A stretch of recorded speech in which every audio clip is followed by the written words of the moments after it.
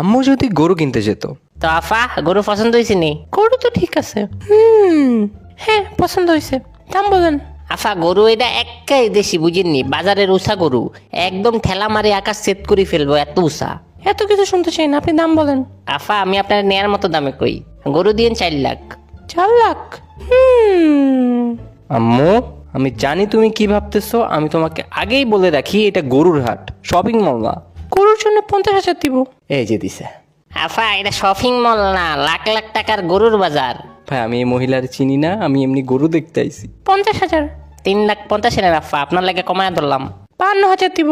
আরে আম্মু কি করতেছো এগুলা? আরে আফা অনেক কমায় যায়। 53,000। আফা 3 লাখে নেন, এই দামে নিলে একবারে জিতবেন। 55,000 দিবেন? কেমনে দেয় আফা? আচ্ছা আপনার আমার 2,70,000 দিন। 0,55,000 টাকা দিবেন? পাশের ব্যাপারে এই দামই দিয়ে দিবে। আরে কে দিবে? আচ্ছা আফা 2,30,000।